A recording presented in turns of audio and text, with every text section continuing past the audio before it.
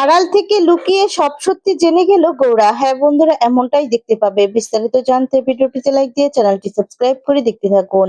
গল্পের শুরুতেই দেখা যায় গৌড়া এলাকে সিঁদুর পরিয়ে দেয়, যা দেখে সবাই খুব খুশি হয়ে যায়। ওখানে গৌড়ার বাবা, দাদু, সকলেই, পিসিমণি সহ সকলেই খুব খুশি হয়। আর খুশি হয়ে বলতে থাকে, যাক, বিয়েটা সম্পূর্ণ হয়েছে, খুব ভালো লাগলো। ওইদিকে দেখা যাবে মেঘনা মৈনাকের কাছে যাওয়ার জন্য ছোটাছুটি করতে থাকে। তখন দীপ্ত বলে, মেঘনা তুমি কোথায় যাচ্ছ? মেঘনা তখন বলে, আমি এখন হসপিটালে যাব। দীপ্ত তখন বলে, এখানে তোমার বাড়িতে বিয়ে হচ্ছে আর তুমি কিনা হসপিটালে চলে যাবে? তখন বলে, দাদু না হয় পাগল, কিন্তু দাদাভাই দাদুর কথা শুনে এতটা পাগল কি করে হলো? এই এই সমস্ত সার্কাসে না আমি থাকবো না, এই বলে মেঘনা বেরিয়ে যায়। ওইদিকে দেখা যাবে ঐশীকেও কৃষ সিঁদুর পরিয়ে দেয়। আর তখন তো ঐশী খুব খুশি হয়ে যায় আর মনে মনে বলতে থাকে, যাক, ভালো হয়েছে, পেয়ে গিয়েছি জ্যাকপট। আর তখন দেখা যাবে ঐশীর মায়ের কাছে সংযুক্তা যায় আর গিয়ে তখন বলে, কি খুব খুশি তাই না? আপনাদের তো এখন পুরো কপালটা একদম লেগে গিয়েছে। বাড়ির কর্মচারীর সাথে বিয়ের কথা ছিল, এখন তার সঙ্গে না হয়ে বাড়ির ছোট ছেলের সাথে বিয়ে হয়েছে, সেই জন্য আপনারা খুব খুশি তাই তো? তখন সরলা বলতে থাকে, দেখুন দিদি, একটা কথা আছে না, যেটা কপালে আছে সেটাই হবে, আর শকুনের দোয়ায় না কখনো গরু মরে না। তখন সংযুক্তা বলতে থাকে, শুনুন, আপনি না ওদের কুটুম, তাই আপনাকে একটা কথা বলে রাখি, যেটা আপনাকে না বললেই না। এই যে আপনি যে লাফালাফি করছেন না, এই বাড়ির সঙ্গে, মানে এই বাড়ির ছেলের সঙ্গে বিয়ে হয়েছে, এটা এটা কিন্তু আসলে গৌড়ার সৎ ভাই, বুঝতে পেরেছেন? আর তখন সরলা বলতে থাকে, সৎ ভাই? আর তখন সংযুক্তা বলে, হ্যাঁ, এই বাড়িতে না কৃষের মায়ের আর কৃষের কোনো অধিকার নেই, কোনো অধিকার নেই। আর কেউ ওদেরকে মানে না, কেউ ওদেরকে দেখেও না। তাই এই বাড়ির কোনো কিছুই না ওই কৃষ পাবে না। তাই লাফালাফিটা একটু কম করুন। আপনি লাফালাফিটা না একটু কম করুন। এই যে লাফালাফি করছেন না, সেটা আপনাকে না মানায় না। তারপরও মৈনাক যাও একটু পেতো এই বাড়ির দায়িত্ব, কিন্তু কৃষ, সে তো এই বাড়ির দায়িত্ব কোনোদিনও পাবে না। তখন এই কথা শুনে সরলা চমকে যায়। ওইদিকে কৃষ ঐশীকে বলে, আমার বাবার কথা রাখতে আর দাদুর কথা রাখতে আমি আপনাকে বিয়ে করব, বিয়ে করে নিয়েছি, সমস্ত দায়িত্ব পালন করব, কিন্তু এর বাইরে আর কিছু আশা করবেন না আপনি আমার কাছ থেকে। ওইদিকে এলা আর গোরা দুজন দুজনের দিকে তাকিয়ে থাকে। পিসুমণি তখন গোরার বাবাকে বলে, দাদা দেখেছিস, এলা আর গোরা দুজন দুজনের দিকে তাকিয়ে আছে। আর তখন গোরার বাবা বলে, এই মেয়েটা আমাদের বাড়িটাকে সবসময় আগলে রাখবে, সবাইকে ভালো রাখবে, সেই ক্ষমতাটা মেয়েটার মধ্যে আছে। এদিকে দেখা যাবে এলা তো খুব খুশি হয়ে যায়। আর তখন দেখা যাবে এদিকে কৃষকে বলছে, দাদু ভাই, তুমি তোমার বাবার কথা রাখতে যেই ত্যাগটা স্বীকার করলে, সেটা না কেউ করতো না, কেউ না। পিসুমণি তখন বলে, আচ্ছা মা, কৃষ, কৃষও কি ত্যাগ স্বীকার করেনি? কৃষও তো নিজের ইচ্ছের বিরুদ্ধে গিয়ে ঐশীকে বিয়ে করেছে, তাহলে কৃষকে আশীর্বাদ করবে না? তখন ঠাম্মি কোনো কিছুই বলে না। এরপর এদিকে দেখা যাবে সংযুক্তা গিয়ে সরলাকে বলছে, এই যে দেখুন, এই সংযুক্তা না কখনোই মিথ্যে বলে না, এবার দেখুন। আর দেখুন না এই বাড়ির এখন কি অবস্থা, কি হাল। আর তখন এদিকে দাদু বলছে, তোমাদেরকে আমি আশীর্বাদ করছি, তোমরা খুব ভালো থাকবে। আর তারপর দাদু এলাকা বলে, যে শোন এলা, এবার এই রামগরু ছানাটাকে মানে ভালো করতে হবে তোমাকে। আর তখন গৌরা বলে, মানে রামগরু ছানা মানে? এলা তখন বলে, সেটা কি, সেটাও কি জানেন না দাদু? তোমাকে বলছি, তোমাকে না একে নিয়ে চিন্তা করতে হবে না, তোমার নাতিকে এই সবকিছু আমি শিখাবো, আর রবীন্দ্রনাথের বইও পড়াবো, সব বই পড়াবো। দাদু তখন বলে, হ্যাঁ আমি জানি, জানি দিদিভাই, তাই তো তোর উপর আমার এতটা ভরসা। এলা তখন বলে, তুমি এতটা ভেবো না, এই এলা সেন একদম ঠিক পাল্টে দেবে। তখন তো এদিকে এলার বোন খুব খুশি হয়ে যায় আর বলতে থাকে, আমাদের জামাইবাবু। আর তখনই এদিকে দেখা যাবে এলার মা এলাকে জড়িয়ে ধরে আর বলে, মা তুমি চিন্তা করো না।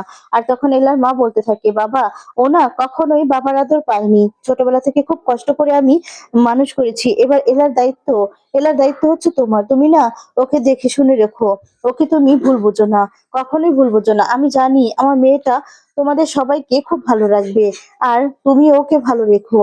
এরপর দেখা যাবে এলার মা এলাকে বলে, এলা মা, তোর মামা তোর মামা তো হসপিটালে, তোকে আশীর্বাদ করতে আসতে পারে, তুই কোনো চিন্তা করিস না, তোর মামার সঙ্গে আমার কথা বলা হয়েছে, তোকে ঠিক এসে আশীর্বাদ করবে। তখন এলা বলে, চিন্তা করো না মামা, মামা খুব তাড়াতাড়ি সুস্থ হয়ে যাবে। আর দাদু, আপনাদের কাছে তো আমার ঋণের কোনো অভাব নেই, আপনারা আমার মামার জন্য যা যা করলেন, আপনাদের ঋণের বোঝা আমি কখনোই শেষ করতে পারবো না। কিন্তু এই যে ওনাকে ওনাকে আমি ঠিক সোজা করে দিব, এই বলে সবাই হাসছে। আর তখনই ঠাম্মি বলতে থাকে, বাবা তোমরা সবাই খুব হাসছো না? ও তো হচ্ছে নতুন বউ, সে কিনা তার স্বামীকে বলছে পেরেছেন। হ্যাঁ, আমাদের চোখে তো কেউ কেউ আমাদের যুগে তো নামও নিত না, আর এই মেয়ে কিনা নিজের স্বামীকে হাসির পাত্র বেনেছে, নিজের স্বামীর নাম নিয়েছে। আর তখনই দীপ্ত বলতে থাকে, এলাও কিন্তু নিজের স্বামীর নামটা নেয়নি, এই বলে সবাই হাসাহাসি করতে থাকে। তারপর দেখা যাবে গৌরা বলে, এখন আমাকে বের হতে হবে। যখন এলা বলে বের হতে হবে মানে, আপনার বাবা মায়ের আশীর্বাদ তো নেওয়া হলো না। তখন গৌরা বলে, আমার কোনো বাবা মা নেই। আর তখন এই কথা শুনে এলা চমকে যায়। এরপর কৃষের মা বলে, থাক থাক, আমাদের আশীর্বাদ নিতে হবে না। আমরা আমরা সবসময় চাই তোমরা খুব ভালো থাকো। তোমাদেরকে আমি মন থেকে খুব আশীর্বাদ করছি, তোমরা সব সময় এই বাড়িটাকে হাসি খুশিয়ে ভরে রাখো। আর তখন এই কথা শুনে খুব কষ্ট পায় এলা। এদিকে গৌরা বাবা বলে, হ্যাঁ এলামা, তোমার উপর আমাদের খুব আশা, আমি জানি সবকিছু তোমরা ঠিক করতে পারবে। তখন গৌরা বলে, আমাকে এখন বের হতে হবে, আমি এখন বের হব। তখন ঠাম্মি বলে, দুবাই আজ তোমাদের বাসর জাগা, আজকে তোমাকে বের হতে নেই। নতুন বউকে রেখে বের হতে গেলে অমঙ্গল হবে। গৌরা তখন বলে, আচ্ছা ঠাম্মি, আর কত অমঙ্গলের কথা বলবে বলো তো? মৈনাক ওইদিকে হসপিটালে, ও হসপিটালে ভর্তি, আমার ছোটবেলার বন্ধু, এই বাড়ির বড় ছেলে না মানতে? তাহলে ওর এই বিপদের সময় আমি যাব না? তখন এই বলে যখনই গৌরা বের হতে চায়, তখন এলা এলা গৌরার হাতটা ধরে ফেলে। আর তখন বলে, গৌরা যে কি হয়েছে, আমি যাব, আমি মৈনাকের কাছে এক্ষুনি যাব। এই বলে ছুটে বের হতে লাগলে এলা তখন বলে, না আপনি কোথাও যাবেন না। এই বলে গৌরার হাত টেনে ধরে। আর গৌরা তখন রাগান্বিত হয়ে হাত মানে এলার দিকে তাকিয়ে থাকে। আর ওইদিকে দেখা যাবে মৈনাক হসপিটালে, মৈনাকের মা তখন কান্নাকাটি করছে। আর তখন মৈনাকের মা বলছে, ও বাবা বাবা, চোখ খোল চোখ খোল, তুইও কিন্তু তোর বাবার মতো আমাকে ছেড়ে এভাবে চলে যাবি? বল না বাবা, তুই আমাকে ছেড়ে এভাবে চলে যাস না। আমি আমি তোকে ছাড়া যে থাকতে পারবো না, তুই ছাড়া আমার কে আছে? সেই তুই যখন হলি তারপর থেকে তোকে আমি কত কষ্ট করে আগলে রেখেছি আমার বুকে, বলতো? আমার কত ছোটবেলায় বিয়ে হয়েছিল, তারপর পরই তুই জন্ম নিয়েছিলি, তখন থেকে তুই আমার সবটা ছিলি। ওইদিকে গুনগুনও কাঁদতে থাকে। আর গুনগুনের মা তখন বলতে থাকে, মৈনাক, মৈনাক ওঠ। আর তখন ছোটকা বলতে থাকে, বৌদি আপনি চিন্তা করবেন না, মৈনাকের চিকিৎসার জন্য যত টাকা লাগে আমরা সব টাকা দেব, যেখানে নিয়ে যেতে হয় সেখানেই নিয়ে যাব, আপনারা চিন্তা করবেন না। আর ডক্টর তো বললো যে ও এখন ভালো আছে, আমি বরঞ্চ ওদিকে ফর্মালিটি গুলো পূরণ করে আসছি। ওইদিকে মৈনাকের মা তখন তাকিয়ে থাকে। এরপর মৈনাকের মা বলে, মৈনাক, মৈনাক ও তুই দেখেছিস এখনো সেনগুপ্তরা টাকার গরম দেখাচ্ছে, ওরা কেমন করে আমাকে বললো তুই তার প্রতিশোধ না নিয়ে তুই চলে যাবি? বল না বাবা, বল, তুই তোর মায়ের কথা শুনবি না?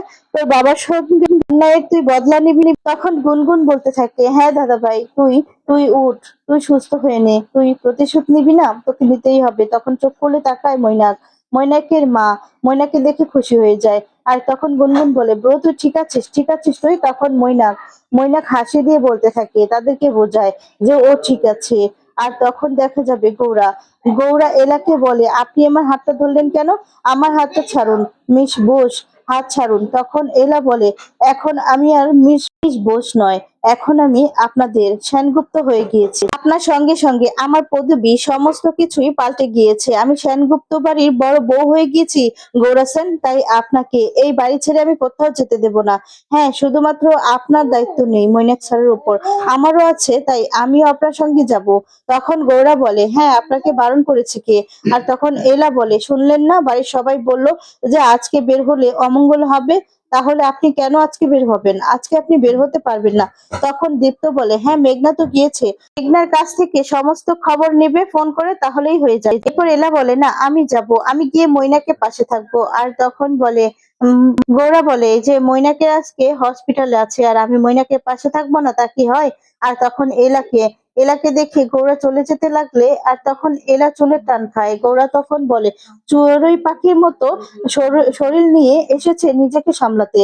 আর তখন বলে, শোনো, নিজেকে আগে সামলাও, তারপর আমাকে আটকাতে যাবে। তখন ঐশী বলতে থাকে, আবার এদের ঝগড়া শুরু হয়ে গেল। এরপর দেখা যাবে এলা বলে, মানে কি বলছেন আপনি? এই কথাটা আমি আগেও শুনেছি মনে হচ্ছে, আর তখন দেখা যাবে গৌরা বলে এত কথার দরকার নেই, এখন আমি মৈনাকের কাছে যাব। এই বলে সেখান থেকে বেরিয়ে যায়। পিসিমণি তখন বলে আমাদের গৌরাটা এত জেদি না, কারো কোনো কথাই শোনে না। এই নিয়ে সবাই তখন হাসতে থাকে। ওইদিকে মৈনাকের মা মৈনাককে বলে যে তুই ঠিক আছিস বাবা, ঠিক আছিস? তখন গুনগুন বলে তার মানে ব্রো এই সবটা নাটক ছিল? তখন মৈনাক বলে আর কি করতাম বলতো, আর কি করতাম? না হলে যে এই নাটকটা না করলে যে আমার মানে ঐশীকে বিয়ে করতে হতো। আমি ঐশীকে কিছুতে বিয়ে করতে চাই না, এরকম একটা ফাঁদে আমি কিছুতেই পড়তে চাই না। আমি আমি এই বিয়েটা থেকে বের হওয়ার জন্যই তো এই প্ল্যানটা করলাম। ফাইনালি ফাইনালি এই বিয়েটা আমি আটকাতে পেরেছি। আমার না আর কিছুই করার ছিল না।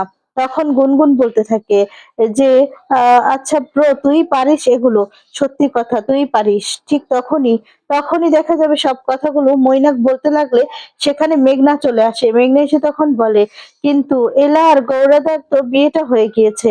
তখন মৈনাক এই কথাটা শুনে চমকে যায়। তখন গুনগুন ওর মাকে বলে মা কাকুমণি তো ওখানে গেল, চলো আমরা সেখানে যাই। এই বলে সেখান থেকে বেরিয়ে যায়। তখন মেঘনা বলে যে হ্যাঁ, এলা আর গৌড়ার বিয়েটা হয়ে গিয়েছে। ওইদিকে দেখা যাবে গৌড়া হসপিটালে চলে আসে লাল পাঞ্জাবি পরে। তখন নার্স দেখে মানে গৌড়াকে দেখে তাকিয়ে থাকে আর বলে কি ব্যাপার, আপনি এভাবে তাকিয়ে আছেন কেন?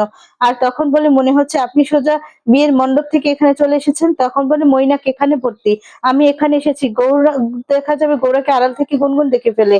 আর তখন বলে সর্বনাশ করেছে। ওইদিকে মেঘনা মৈনাককে জড়িয়ে ধরে আর বলে তুমি আমার জন্য এত কিছু করেছে, বিয়েটা ভাঙার জন্য এত মানে রিস্ক নিয়েছো। আর তখন গুনগুন মনে মনে বলে দাবাই আর মেঘনাদি ভিতরে আছে, ওদেরকে এই অবস্থা কিছুতেই ওদের সামনে পড়তে দিলে চলবে না, আমাকে যে করেই হোক আটকাতেই হবে, কোনো কিছু একটা করতে হবে।